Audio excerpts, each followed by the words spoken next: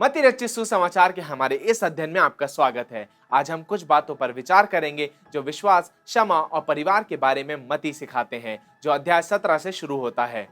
मत्ती अध्याय 17 14 से 20 में यीशु के जीवन और सेवकाई में एक आश्चर्यकर्म की कहानी है जो हमें विश्वास के बारे में सिखाती है। यह पढ़ने में ऐसा है।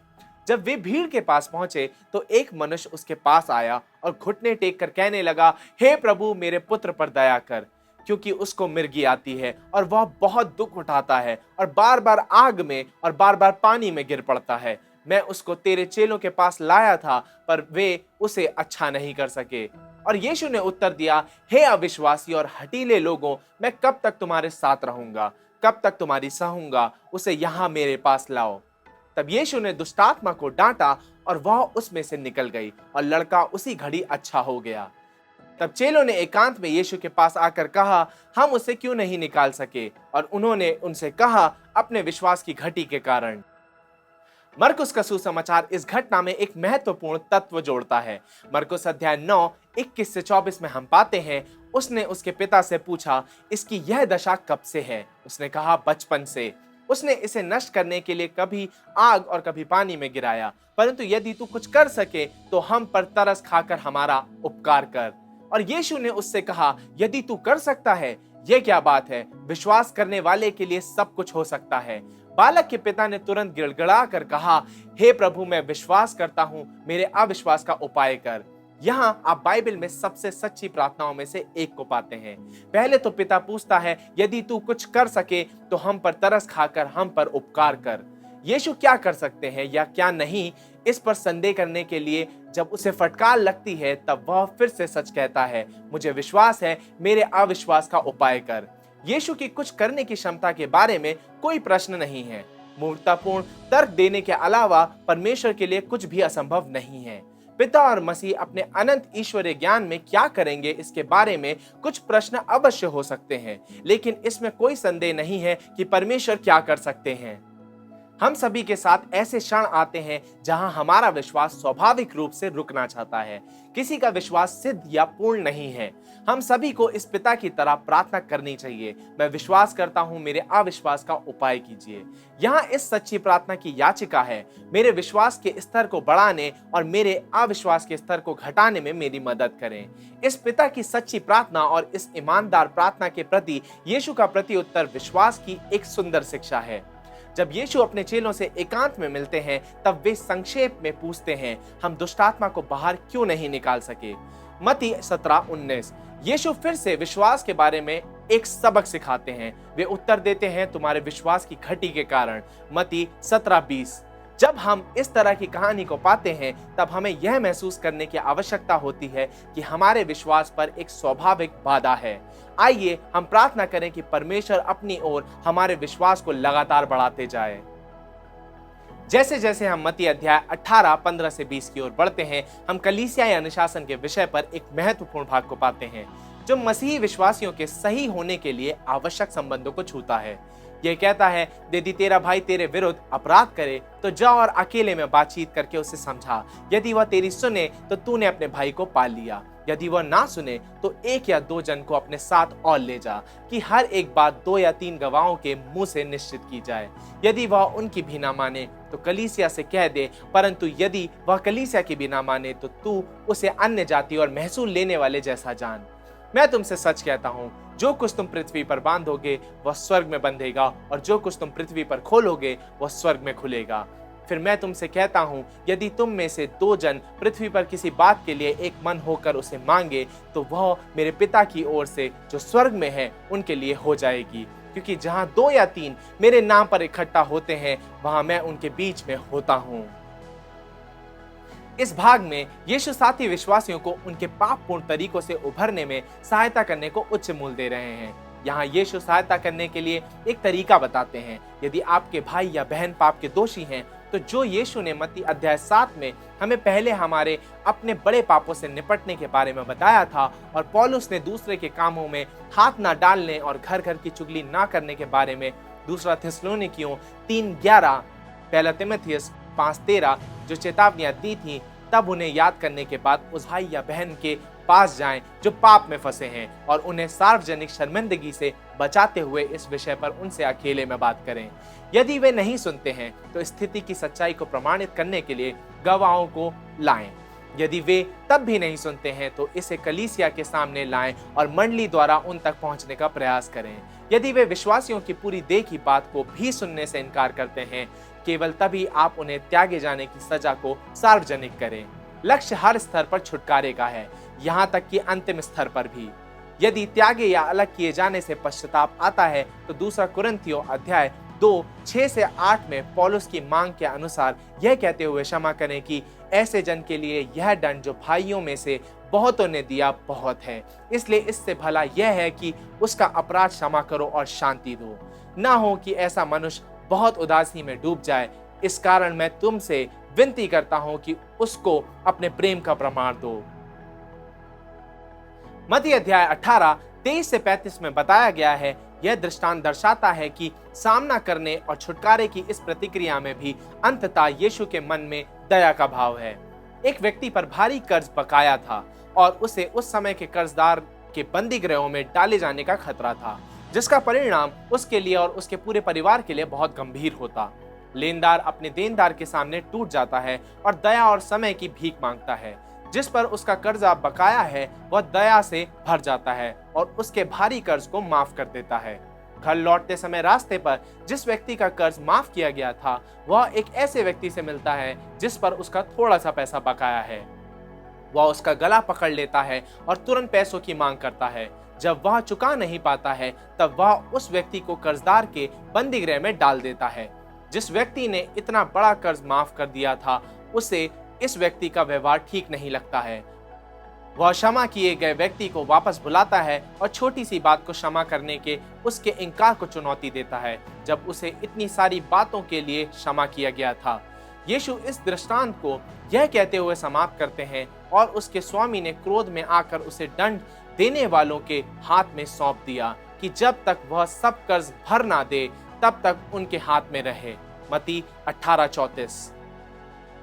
यीशु हमारे लिए इसका अर्थ इस प्रकार बताते हैं कि यदि तुम में से हर एक अपने भाई को अपने मन से क्षमा ना करे तो मेरा स्वर्गीय पिता भी तुम्हारे साथ ऐसा ही करेगा। मत्ती 18:35। आप सिद्ध नहीं हैं, इसलिए ऐसे बहुत से समय आएंगे जब आपको ये महत्वपूर्ण शब्द कहना पड़ेगा, मैं गलत था, मुझे खेद है, क्या आप मुझे क्षमा करेंगे? या आप गलत थे, मुझे दुख हुआ, लेकिन मैं आपको क्षमा करता हूँ। आप पर यह दायित्व है कि अपने साथी मसीही विश्वासी के साथ रिश्तों को सही करें। मत्ती अध्याय 18:21 और 22 में पतरस यीशु से पूछते हैं, हे प्रभु, यदि मेरा भाई मेरे अपराध करता रहे तो मैं कितनी बार उसे क्षमा करूं? क्या 7 बार तक? यीशु ने उससे कहा, मैं तुझसे यह नहीं कहता कि 7 बार तक, वरन 7 बार के 70 गुने तक। यह ऐसा नहीं है कि 449 बार क्षमा किया उसके बाद अपराधी को ईंट मार दिया, बल्कि यीशु उत्पत्ति अध्याय 4:23 और 24 से लेमेक की घृणा भरी प्रतिशोध की कविता के यूनानी संस्करण को चिन्हित करते हुए कहते हैं, मैंने एक पुरुष को जो मुझे चोट लगाता था, अर्थात एक जवान को जो मुझे घायल करता था, घात किया है। जब कैन का बदला 7 गुना लिया जाएगा तो लेमेक का 77 गुना लिया जाएगा। यूनानी में लेमेक का 77 मत्ती के 70 गुना 7 के समान है। हमारे पास एक उदाहरण और एक चेतावनी है जो एक साथ लिपटी हुई है, क्षमा करे अन्यथा। अब मत्ती के 19वें अध्याय में यीशु हमें धार्मिक नेताओं के साथ हुई प्रतिरोधी बातचीत के माध्यम से सिखाते हैं। यीशु को सार्वजनिक रूप से बदनाम करने के लिए उन्होंने यहूदी विद्वानों की मंडली में तलाक पर चल रहे विवाद पर उनसे उनका विचार पूछा। क्या किसी पुरुष के लिए किसी भी कारण से अपनी पत्नी को तलाक देना उचित है? मत्ती 19:3। क्योंकि उन्होंने तलाक के बारे में मूसा की आज्ञा को गलत समझा। मानवीय अनैतिकता पर आधारित स्वीकृति और कठोर हृदय वाले पुरुषों से महिलाओं की रक्षा करने की आवश्यकता पर यीशु ने उन्हें सीधा कर दिया। यीशु कहते हैं, आपको उत्पत्ति पर वापस जाना चाहिए और शुरुआत से विवाह जिस प्रकार निर्धारित किया गया था उसे समझना चाहिए, यदि आप यह जानना चाहते हैं कि अब विवाह किस प्रकार का होना चाहिए। विवाह एक शुभ या ईश्वरीय संबंध है जिसे सृष्टिकर्ता ने एक स्थायी बंधन के रूप में बनाया है। विवाह ईश्वर का विचार था। यीशु कहते हैं, अतः वे अब 2 नहीं परंतु एक तन हैं, इसलिए जिसे परमेश्वर ने जोड़ा है उसे मनुष्य अलग ना करे। मत्ती 19:6। क्या आप अपने वैवाहिक संबंधों में संघर्ष कर रहे हैं? परमेश्वर आपकी सहायता कर सकते हैं। उस परमेश्वर से पूछे जिन्होंने आपको और विवाह दोनों को बनाया है कि उनकी अच्छी योजना के अनुसार वचनबद्धता, आत्मत्याग, क्षमा और दया के माध्यम से वे आपको दिखाएं कि आप विवाह का अनुभव कैसे करें। एक ईश्वर भक्त पासबान जो वास्तव में परमेश्वर और उनके वचन पर विश्वास करता है, वह विवाह के लिए परमेश्वर के सुंदर नमूने को समझाने में आपकी मदद कर सकता है, भले ही चीजें इस समय निराशाजनक लगे। विवाह एक ऐसी संस्था है जो मुख्य रूप से हमारे संबंधों में परमेश्वर का सम्मान करने के बारे में है। यह प्राथमिक रूप से संबंधों का इस्तेमाल करके हमारी स्वार्थी इच्छाओं को पूरा करने के बारे में नहीं है। हम जीवन में हर चीज के बारे में सोचते हैं, इसमें मेरे लिए क्या है।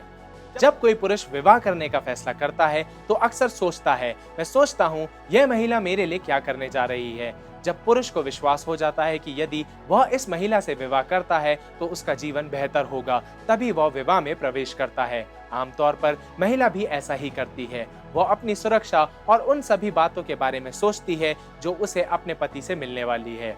यहाँ तक कि उन संस्कृतियों में भी जहाँ विवाह परिवारों द्वारा आयोजित किए जाते हैं, इसमें स्वार्थ शामिल होता है, लेकिन यह व्यक्तिगत स्तर के बजाय सामूहिक स्तर तक बढ़ जाता है। आमतौर पर लोग विवाह संबंध में वैसे ही जुड़ते हैं जैसे वे ज्यादातर अन्य चीजों में बने रहते हैं, स्वार्थी रूप से।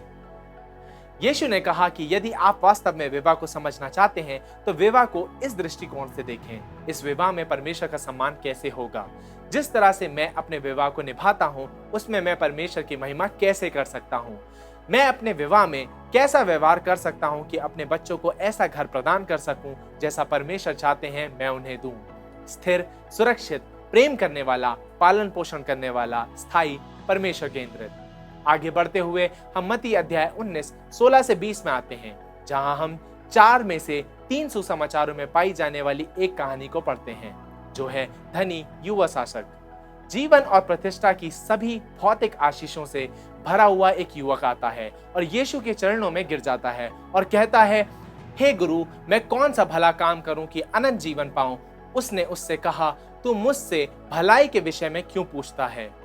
भला तो एक ही है, पर यदि तू जीवन में प्रवेश करना चाहता है तो आज्ञाओं को माना कर। तब उसने उससे कहा, कौन सी आज्ञाएं?